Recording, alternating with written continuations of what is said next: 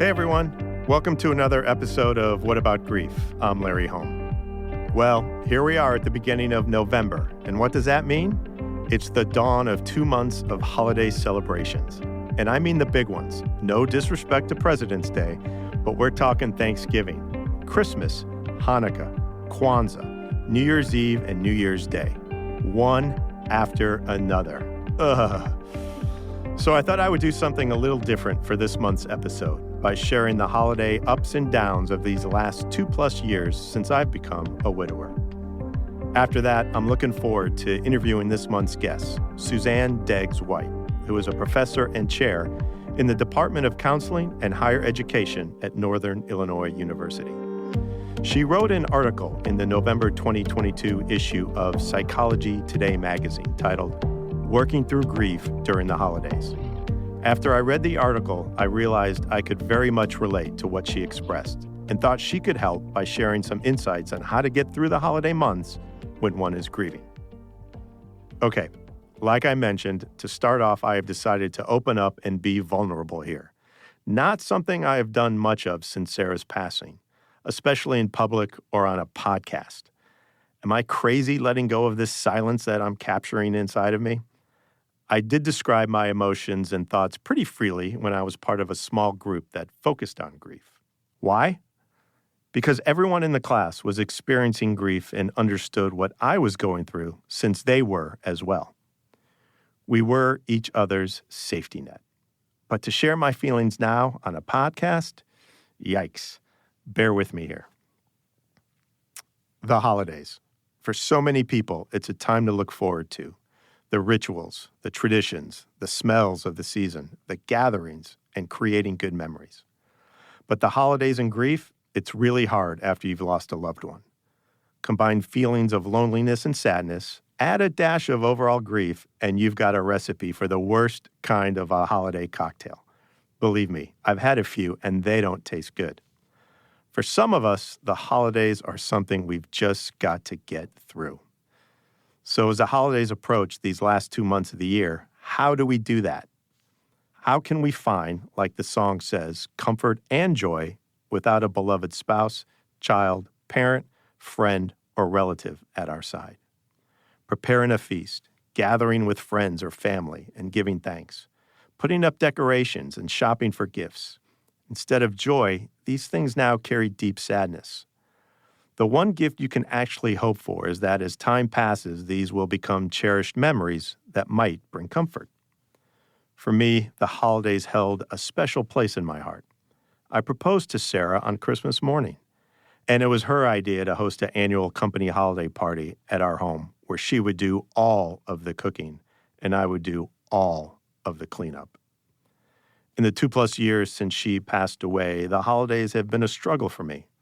How do I adjust and participate in them without Sarah? I've wrestled with so many questions. Early on, I thought, do I even want to participate in holiday traditions when I'd rather just go and hide? Is there a way to skip ahead on the calendar to January so I can avoid all of this? Or how do I begin to turn the page and start up new traditions while remembering that Sarah isn't with me anymore? Why do I have to create new traditions with new people in my life when I was comfortable with the old ones? Should I be taking some risks and still participating in the festivities? Or is there a balance to being present while also honoring the past? It can be so confusing. And to be really honest, there were moments when I just wish I could just turn back the clock to Sarah's pre-cancer days and just stop time. To when holidays did bring me comfort and joy and so many other enjoyable feelings. The sad and really difficult reality is that the person I am now has to face the holidays solo without my partner by my side. I remember my first Christmas without Sarah in 2021, just 5 months after she passed away. It was like an out-of-body experience being there with my family and relatives. I felt like I was standing in the corner, watching the family open gifts, talking, laughing, and eating. And I was invisible and waiting for Sarah to walk in the door so we could jump in together on the fun. I don't blame my family at all. They couldn't tell anything was wrong with me. I put on what I call my grief mask. That is the face I put on before leaving my home that lets people see that all is fine because I'm smiling on the outside, but really on the inside, I'm gutted. I couldn't wait to get home and be alone. I needed space. Remember, all of these feelings were new to me as well. I'm not asking for sympathy. Honestly, I'm not.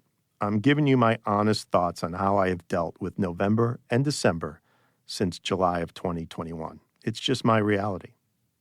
What I've learned so far is I have to travel through the tough and hard times to get through to the other side, to the side where I can look forward to these 2 months. And I'm beginning to enjoy the holidays. Healing within is taking place. Sadness and dread is slowly being replaced by comfort, laughter, and a sense of adjustment. I'm actually enjoying the initial sips of this new holiday cocktail. Let me welcome in my guest, Professor Suzanne Degges-White. Welcome to the podcast. Thank you so much for having me. Well, thank you. After hearing that little spiel, how much therapy do I need? You're doing a wonderful job, Larry, of taking care of yourself, engaging in behaviors that are going to help you move forward. Well, that's good to hear. Thank you. As I mentioned earlier, I read your article in Psychology Today magazine that focused on working through our grief during the holidays. And just a reminder, you're a professor and chair of the Department of Counseling and Higher Education at Northern Illinois University. So I do look forward to hearing what your thoughts are when holidays and grief intersect one another. Absolutely. It's an important topic and one that I think that people sometimes aren't prepared to handle when going through grieving, because the holidays just suddenly hit you and you look at the calendar and you see what's happening around you, and it can be a shock to your system. It is. And it just ambushes you throughout different times of the day and the months, and you're not prepared for it. Before we hop into the holidays questions, I just kind of want to get from you, what is your kind of definition of grief? How would you describe grief to someone who asked you? Yeah, grief is a process that involves the whole person. And I think sometimes folks don't realize that. Grief involves emotions, thoughts, behaviors, and relationships. And it's the overall processing of a loss and moving into that acceptance and adjustment that you talked about. So grief is not a finite thing. It is a process that takes over your whole person. And that's, I think, what's hard about it. The fact it's hard to write yourself because your thoughts are going in different directions, your emotions, your relationships are shifting too. So it's kind of a whole person experience. Yeah. And it really, there's never an ending point to it, really. At least I don't think there is. Am I wrong? No, grief is not a destination. Grief is not a finite process. Grief, we hold on to grief throughout our lives. It's a part of the way we keep people's memories alive. But the important thing is, as you mentioned when you opened our episode, was talking about moving into that place of adjustment and acceptance, where we acknowledge the loss, but we're able to move forward in life. Yeah. And just why do you think grief isn't spoken about so much in everyday life like other emotions? I feel like society assumes that our grief should be over once the funeral is over. But for me, after Sarah passed away and leading up to the funeral, I was dealing with the business of death, dealing with the coroner, picking out a casket or deciding on cremation, buying a plot at the cemetery, organizing the memorial service, picking out a place for the reception, and on and on and on. And you're dealing with your checkbook more than you are with your emotions. And really, the first time I started to grieve was post-funeral, when maybe society thought I should be moving on. Yeah, and that is super common because the business of dying in America, it is a business. It takes so much energy to make decisions that you don't think about having to make until you're there in that moment. You're overwhelmed with the business, and that allows you to kind of stuff your feelings. And so it's really normal that you don't feel the loss until a few days after their passing, after a funeral service, when you're sitting at the table and you look across and realize that person won't be there ever again. Yeah. Part of the reason that we're hesitant to talk about death or to even comfort people, one, we're afraid of saying the wrong thing, but also as a society, we're very much afraid of death. That death anxiety keeps us from preparing people for it or helping other people get through it because of our own fears associated with death. Yeah. I remember after the burial, I wanted just to be on my own, and everybody went their own ways. And I went down into the city of Chicago and went to lunch and sat outside, and the hostess said, "How many?"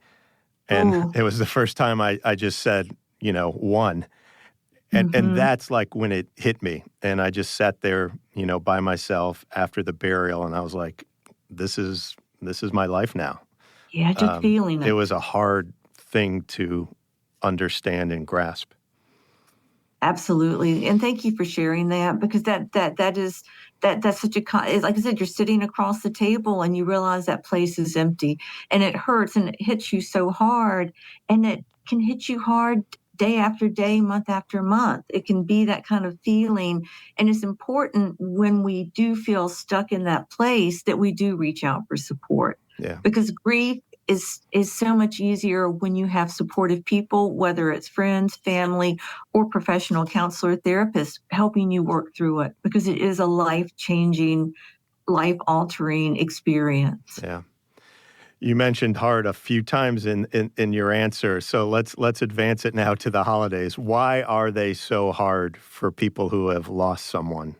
Yeah, the holidays are so hard for people who have lost someone for the same reasons they're so amazing for people who are surrounded by family. It's because of the import and the emphasis we place on holidays. It's because of the specialness we imbue the holidays with, and because of all those traditions that your family associates with the holidays. Whatever they are, the idea of the holidays conjures up so many images, so many feelings, that when we take away that most important person, it's like the holidays don't just seem empty, they seem almost like a cruel trick. Yeah. You wrote in your article, we may not realize how much we enjoy the rituals in our lives until something happens to disrupt their occurrence or shift the composition of the group with who we celebrate or mark them. And rituals provide joy and safety, but a mix of various emotions and anxiety, don't they? They do, yeah. Rituals are those things that kind of give our life shape and things we hold on to. And when one of those mainstays is gone, they become painful because they aren't what they were before, and we have to recreate what a ritual may look like. And that goes against the years we spent with someone building up that ritual to be this thing. So we're having to kind of refocus and reshape how we experience major important landmark moments in life. Yeah. What are some of the common mistakes that grievers make during the holidays? Wow. When I think about mistakes, I think the most important mistake to avoid is not acknowledging your feelings. I think a lot of times we try to put on, and again, it's part of it is cultural, that we're expected to show up, get over your grief, move forward, get back out into the world. And when we don't say, this hurts, this is painful, this is hard for me, we're again stuffing those feelings down. And those feelings that we stuff are going to come out in unexpected and unwanted places. So one mistake we make is trying to feel something we're not feeling when we're not acknowledging the sorrow we feel. Other mistakes, spending too much time on your own. Oftentimes, it's like many of us seek comfort. We want to be alone. Like I'm hurting. I don't want to bother anyone. I don't want to be a burden. So I'm just going to stay here and isolate myself and let other people go have fun. And when we do that, we're denying ourselves the opportunity to share and get back into a sense of normal life the new life we're experiencing. And we don't allow ourselves to heal when we stay back, isolate ourselves, and spend too much time ruminating on the past or ruminating on how things would be different if that person were still here. Yeah. So that dwelling on the past is different from recalling fond memories. And that's something we need to bear in mind. Yeah. Staying silent can be so hurtful to you moving forward. Yeah. And some people don't realize, that talking about what's going on, talk therapy is healing in itself. When we share our story, when we let people in, we're allowing them to feel that they matter to us, and we're also unburdening ourselves. So it's super important. It does it when we share our stories, we're doing a service to ourselves and then to the listener. Yeah. So how bold or vulnerable should we be in participating in the parties and the get-togethers? For me, they all seem like triggers to bring back grief to the forefront because I used to do them with Sarah, and now I'm going in alone. How do we take that bold next step? Yeah. Well, you weigh the advantages of getting out and living a life that Sarah would feel good about you living. Mm. A lot of times we forget that when our partner dies, they wouldn't want us to our social life, our engagement in the world to die as well. That people who truly love us want us to be engaged and involved. They want to see us have healthy relationships with other people, stay involved with family and friends, and to recognize that when we isolate ourselves, when we stay behind, when we don't make that bold move, really we're letting down ourselves, and we're not living up to the potential that our partner, our loved one saw in us. So kind of are we being selfish in keeping ourselves back? But there's a time and a place for everything, and no one should jump back in if they truly don't feel ready. But when you start to feel that bit of loneliness, or you feel like you've been isolating too long, being bold, and just, even if it's just, I think I mentioned in the article, just going to the grocery store and striking up a conversation with the cashier. We really need to stay engaged, because social relationships are the most valuable resource that we have as human beings. Yeah. Research shows time and again, those who live the longest and stay the healthiest are those who maintain healthy social relationships. And so recognizing that we owe it to the memory of the person we lost and to ourselves to stay engaged can be important. Yeah, I often thought about what would Sarah want me to do, and she was very outgoing, liked to have fun, and I think she, to your point, would want me to be out there and not just sitting at home or declining an invitation to dinner or a party or something like that. And that kind of kicks me in the butt to say yes and get out there. That's lovely. That is lovely, because that's honoring the relationship and the love that Sarah had for you, as well as the love you had for her. And, we have to remember that just because we've lost a partner to death doesn't mean our relationship ends. It doesn't. Your relationship to Sarah will continue on, and recognizing that and being faithful to her expectations and to what she would want for you is important as well, to help you, to make you feel that, like I said, relationships don't die just because a person dies. Yeah. I think she would hate that grief mask that's at the front door. When I'm grabbing my wallet and keys and heading out, she would be like, leave that at home. Yeah. Leave it at home. Don't need that. It's not going to help you. Yeah. So what can we do to move forward with the guilt and regret and shame and some of those other emotions that surround us, during the holidays?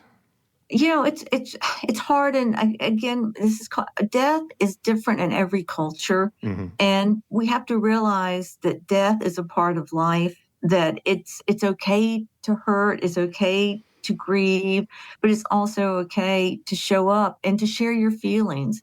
I think when we try to pretend that everything's all right, that's when things are really wrong, because we're not giving other people a chance to see us authentically either.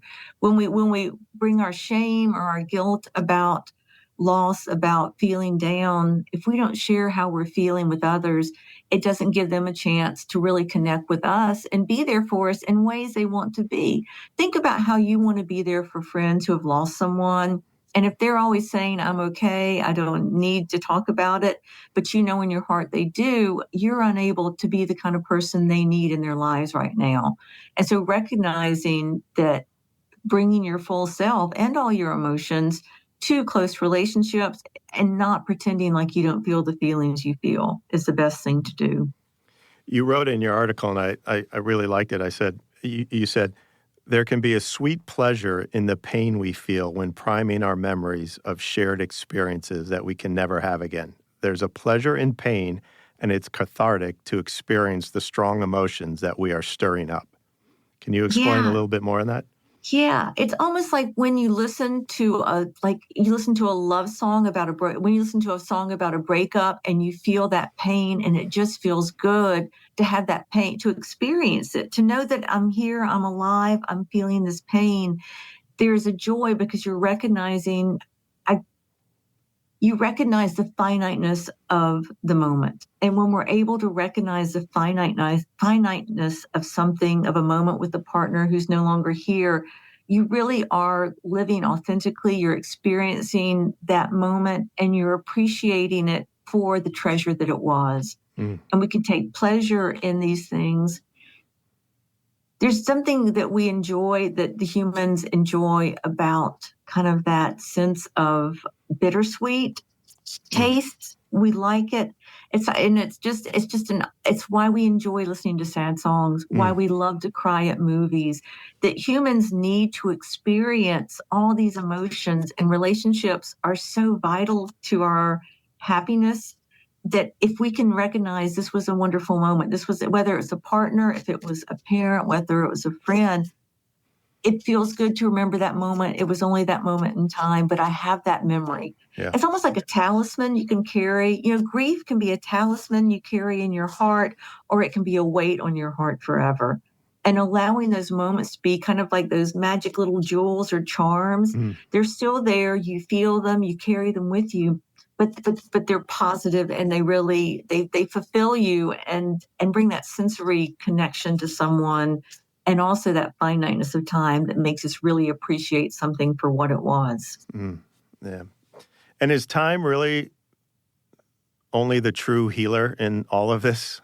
Oh gosh, I don't think time does heal all wounds in some ways. Does time heal grief? Grief is a part of us. We experience a loss. A loss is not something you can really get over or let go of. I mean, it's a permanent part of the fabric of who you are and who you're becoming. But over time, we're able to accept things more easily.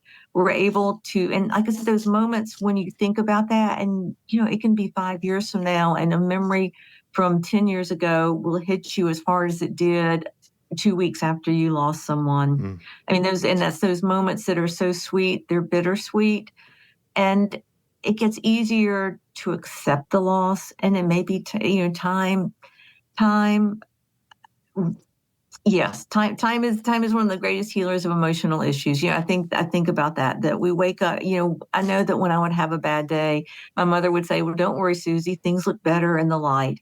And it was like, wow, I'd wake up the next day and things do look better right now. But that doesn't mean that dusk is not going to fall, and the fears and the worries and the longings for a person won't return at some point. But experience teaches you that the next day you'll get up and you're going to be able to put it into perspective. But grief isn't something you get through. It's a roadmap you'll follow now throughout your life with no real particular destination. Yeah. It not only changes when you wake up in the morning, but mid-morning, lunch, afternoon, evening. Yeah. At least for me, it does. It does, and it can. It's a part of you. It's a part of you, and that's why it's important to recognize those tender moments and focus on the things that are kind of, there's restoration activities where you begin to appreciate and look for the positive things, finding ways to honor the person that's lost. And then there's loss-oriented events where you really focus on the loss and the nostalgia and the mourning. And so grief is kind of a push-pull between those restoration-focused, future-focused activities and those loss-oriented kind of nostalgia memory activities. And that's just part of the process. So then what are some of the healthy ways to honor our loved ones during the holidays? What can we do?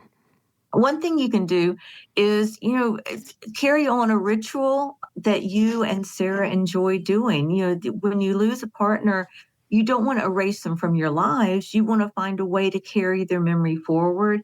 And so what are things you enjoy doing with your partner? Continue to do those things. If it's, if you've lost a parent and they always had a certain seat at the table or preferred a certain, whether it's a blessing or prayer or a meal, carrying on with those things and honor the person can help you feel like that person is still there, because that person's memory and that person's presence in your life will always be there, just in different ways.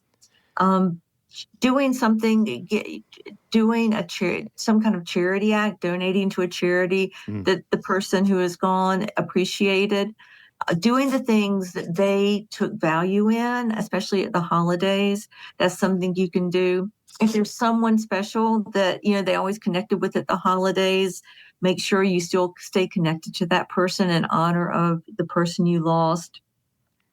Some of the simple things, lighting a candle, going to a particular service. If, faith was an important part of the person you've lost life, doing the things that honor them and get you involved in life, kind of engaging in life still, rather than looking at the holidays as something you want to, cover your head November 1st and not come out until January 31st. Not allowing yourself to do that, because that's a disservice to the memory and your partner. All right, so I'll start doing those things. One thing I do is Sarah really enjoyed the movie Love Actually, which was Christmas-based, and obviously everybody loves it. But she would always make me watch it, and when she was alive, I would, dread it. But now I so look forward to watching it by myself in honor of her. And to your point, it's something that, is emotional for me, but in a way celebrating her life and what she liked to do and wanted us to do, together around the holidays. So that's one thing I always do. That's beautiful. That movie is a beautiful movie because it shows love in so many different forms, and there are bittersweet moments in that. There's laughter, there's tears, there's so much, and it allows you. Sometimes sad movies or sad songs give us permission to experience the sadness that we don't allow ourselves in other ways. Yeah. And that's a magic thing to do for yourself and for Sarah. Yeah. So in your article, you listed a few tips for anyone who is looking to help somebody else who is grieving. And what are some of those? Well, number one, listen. Be willing to listen to a person tell their story. When we first lost someone, usually we want to go through the details. It's like when a tragedy strikes. I think all of us can remember where we were when the Twin Towers were struck.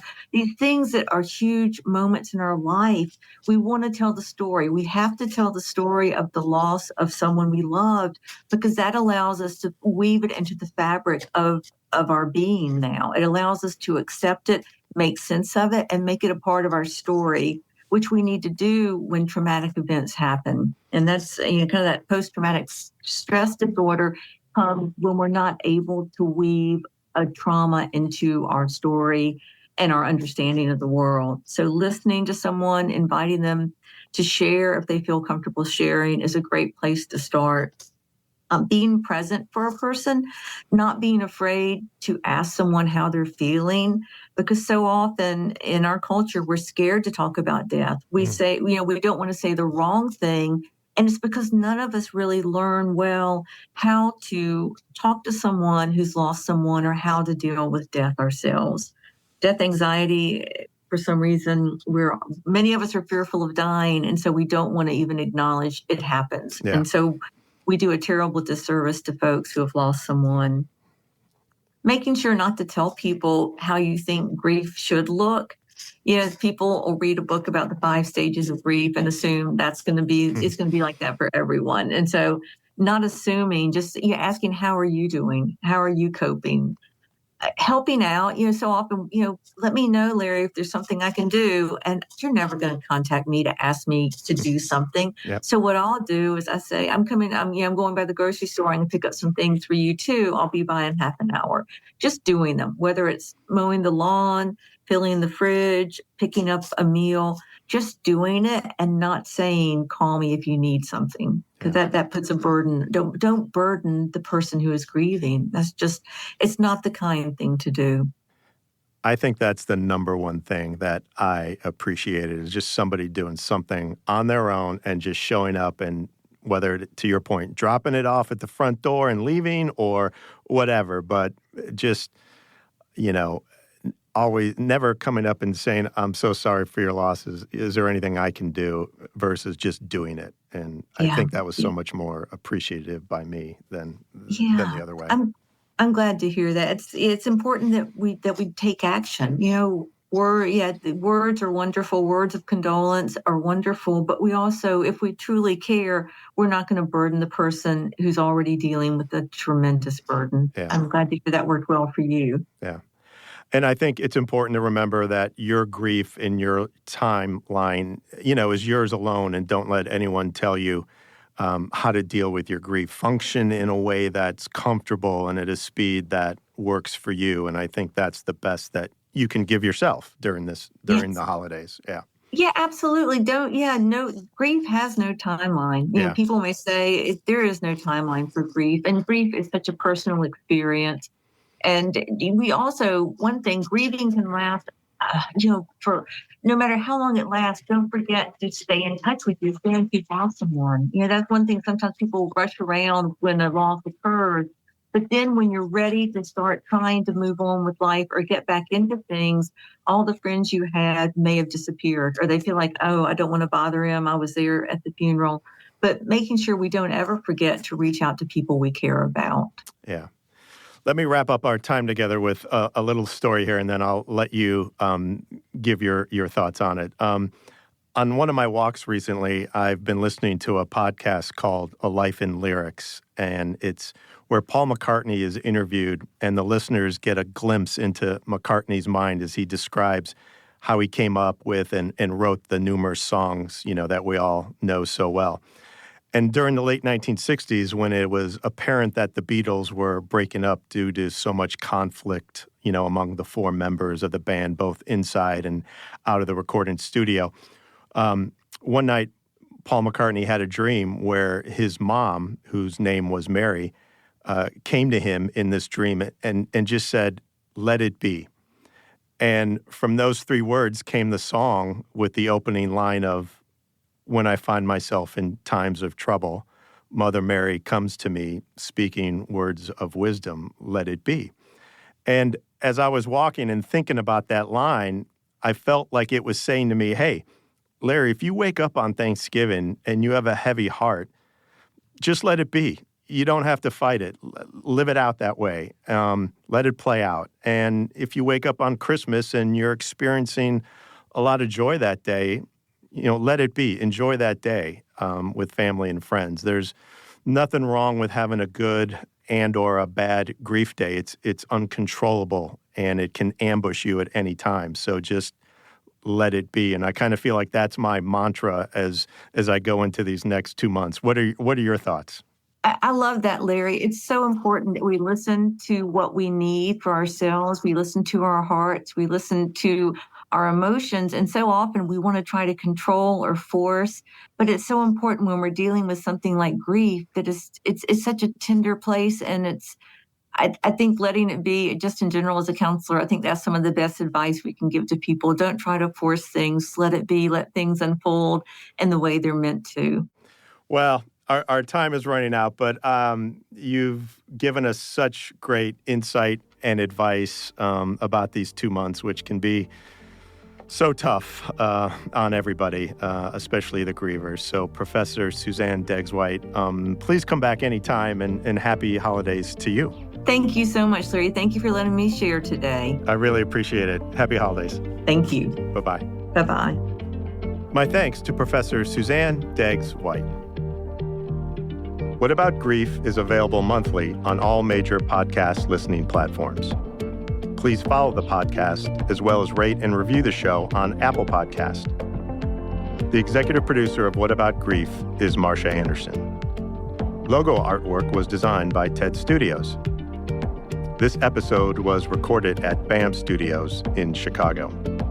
And lastly, feel free to email us at whataboutgriefpod@gmail.com.